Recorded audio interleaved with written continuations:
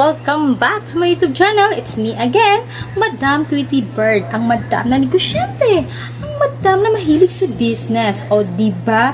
Well, kung ikaw ay bago ka pa lang sa aking channel, pindutin mo muna yung subscribe button and hit notification bell para lagi po kayong updated sa mga videos na aking in-up video. I-share ko lang naman po na namili po ako kanina na pangdagdag lang naman po dito sa Sari-Sari Store. May tips po ako sa inyo guys. Unahin mo munang bilhin yung mga inanap ng mga customer. Kasi pag yan bumalik, tapos wala ka pa rin, lilipat yan sa ibang tindahan, lalo na sa katapat mo. Mas masakit kung makikita mo marami pala siyang binili na dapat customer mo na yun. Real talk yan guys, kasi naranasan ko yan. Kaya, dapat kinabukasan meron ka na. Mabili mo kaagad yung hinahanap ng customer. Kaya ngayon, namili po ako ng hinahanap ng customer. So, isa na doon yung binili ko, yung tuyo. Kasi, maulan-ulan today. Napapansin ko kasi pag maulan-ulan, hinahanap nila yung tuyo, mga noodles, ganito, ganyan. So, dapat meron tayo niyan. So, ayan guys, ang binili ko ay 2 klaseng tuyo. So, papakita ko na po sa inyo yung aking binamili kanina ng mga tuyo. Okay, see it! So, ayan na po yun guys, ang binili ko kanina sa wet market. Ay, sorry, hindi pala mo wet kasi dried fish yung binili ko. Baka magtanong si viewers na bakit wet? Sa marketplace pala.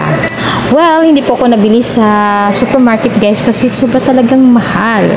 Kaya sa marketplace po ako nabili.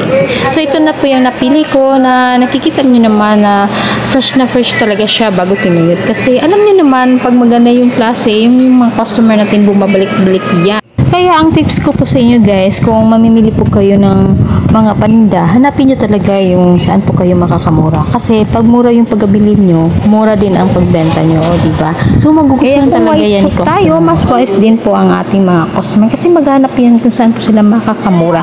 Alam nyo naman yung nagtaasan nyo ang bilihin ngayon, kaya tayo mga sari-sari store owner na maghanap po talaga kung saan po tayo makakamura. So, mayat-mayat, babalutin ko na to para pwede ko na itong maibenta pagka kinabukasan. So, ayan, nabalot ko na siya guys. 1 kilo po ito lahat. Nagkakahalaga po ito ng 280.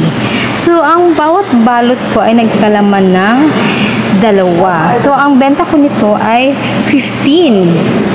15. So, ibig sabihin, tumupo po ako ng 110 kasi nakabalot po ako ng 26 packs. O, diba? So, saan ka pa? So, ayan, nilagay ko talaga yan sa harap para makikita talaga kaagad ni customer. Well, ang isa naman nito ay kalahating kilo lang. Konti lang binili ko kasi mas mabenta kasi yung isa. Sa isang supot ay isang piraso lang nilagay ko. Ibibenta ko po to sa 15 pesos din. Alam niyo naman po na yung mga customer natin, patingi-tingi kasi yung bili nila. Ayaw nila yung maramihan.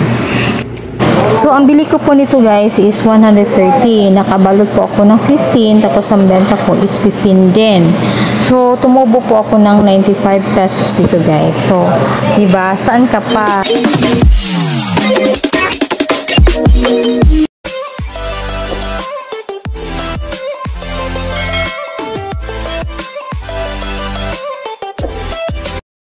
Watching guys. Kung nagustuhan mo ang video nito, don't forget to subscribe and hit the notification bell for more videos update. Thank you. Bye-bye.